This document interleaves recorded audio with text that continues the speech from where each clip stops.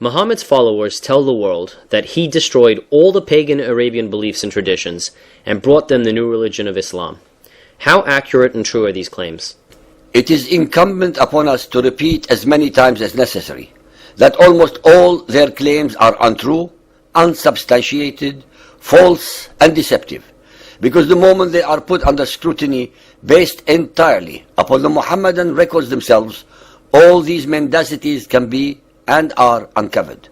Let us start with the fact that all Muhammadan scholars agree that the practice of pilgrimage existed centuries before the rise of Muhammadan Islam. Muhammad and his pagan Arab, the tribe of Quraysh, as well as other pagan Arabs, were accustomed to celebrating this pilgrimage. Even after Muhammad declared himself the apostle of Allah, he and his followers continued to perform the pilgrimage's rites with the pagans at the Kaaba, which was still a house of idolatry since it still contained all 360 idols of stone. In the final analysis, Muhammad only changed a few items from the pagan traditions and fetishes, but successfully wrapped each one of them with his version of Islam. Almost every major Islamic history book documents these facts. After the conquest of Mecca, the pilgrimage was turned by Muhammad into one of the 5 pillars of Muhammadan Islam. Muhammad banned the Arab polytheists from the Hajj after the year of the conquest. They were given 4 months either to embrace his cult of Islam or be slaughtered. Thus it will always be with peaceful Muhammadan Islam. After that, Muhammad made very slight changes in the ceremonial rituals of the pilgrimage, although he destroyed all the idols of the Kaaba. Yet Muhammad himself continued to practice many pagan rituals.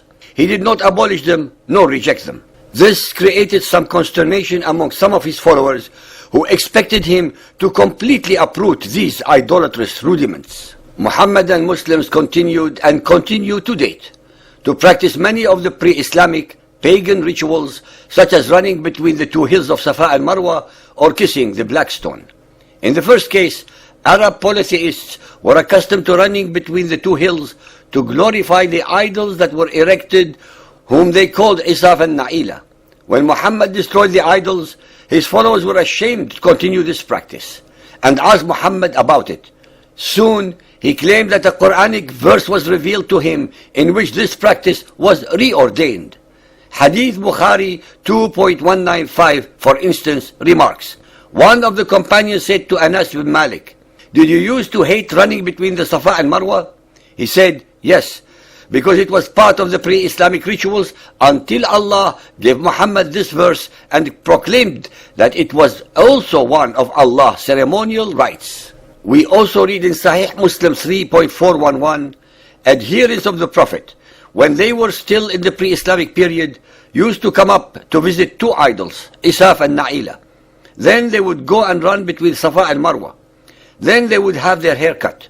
When Islam was established, they hated to run between them, but Allah sent down this verse, Al-Baqarah 2.158. Safa and Marwa are among the symbols of Allah. So if those who visit the house in the season or at other times should compass them round it, there is no sin in them. In Asbab al-Nuzul by Imam al-Suyuti, page 27, Ibn Abbas himself said, the demons in the Jahiliyyah used to circumnavigate all night around these 2 mountains. The idols were erected between them. When Islam came, they, the Muslims, said, "O Apostle of Allah, we would never run between the Safa and Marwa because this is an unfavorable matter which we were accustomed to do in the Jahiliyyah." Thus Allah gave the verse above. This unfavorable matter was strongly related to idolatry, but even so, Muhammad refused to abolish it, and several Quranic verses were given to confirm it. Muhammad himself performed it, and Muhammadan Muslims are still practicing it today.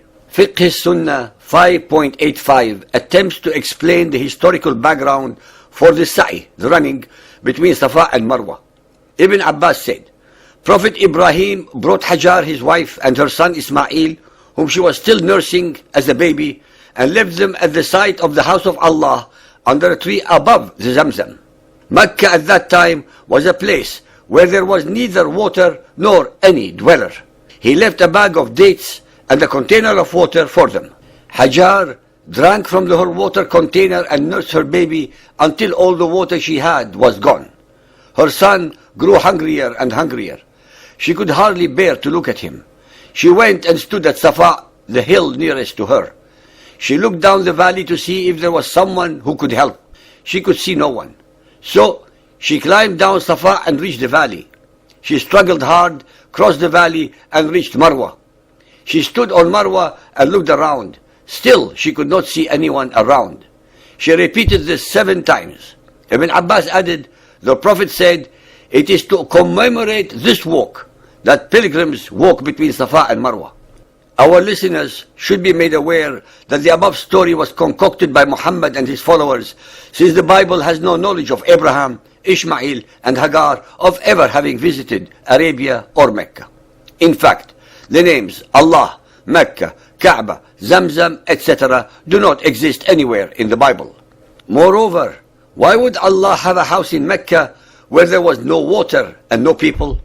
Why does the Quran assert that it was Abraham and Ishmael who actually put up the foundations of the house if there already was a house in situ?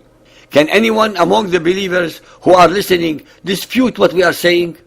Sunan of Abu Dawood Hadith 1867, narrated by Abu Huraira. The Apostle of Allah entered Mecca, and after the Apostle of Allah had gone forward to the stone and touched it, he went round the house, the Kaaba. He then went to a Safa and mounted it so that he could look at the house. Then he raised his hands and began to mention to Allah as much as he wished and make supplication. Al-Tirmidhi Hadith 2624, narrated by Aisha.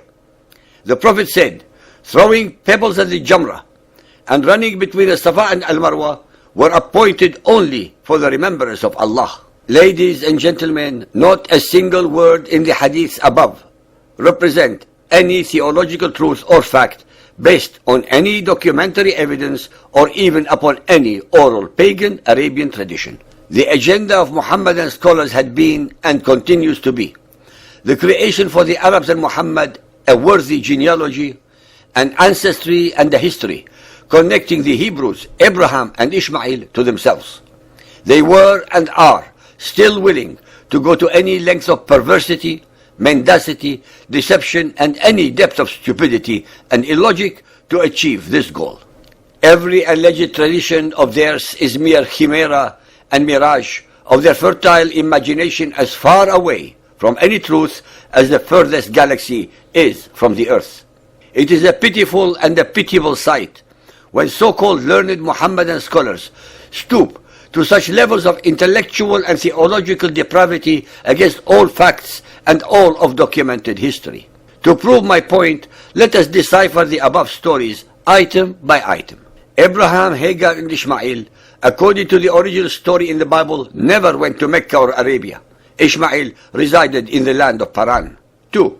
The well that was revealed to Hagar was in Beersheba in the land of Canaan and not in Mecca in Arabia and was not called Zamzam. 3. Abraham, Hagar, and Ishmael had no knowledge of any God called Allah. 4. When Hagar and Ishmael were dismissed from Abraham's household, Ishmael was a teenager of at least 14 years of age and was definitely not a suckling baby. Genesis 21:12 to 21. 5. By what standard of logic should one believe that a holy place existed, the house of Allah, in a place called Mecca, where no one lived, since there was no water to sustain life? 6. According to other hadiths, Zamzam was a well in the valley where Mecca was, and not above the town. Hence, what is the Zamzam referred to here, if it is not a well? 7. All that Muhammad and his followers performed during the Hajj, up to the present time, such as the running between Safa and Marwa, the kissing or touching of the black stone, the ihram, the umrah, etc., etc., were pagan Arabian traditions and fetishes long before Muhammad and his Quran.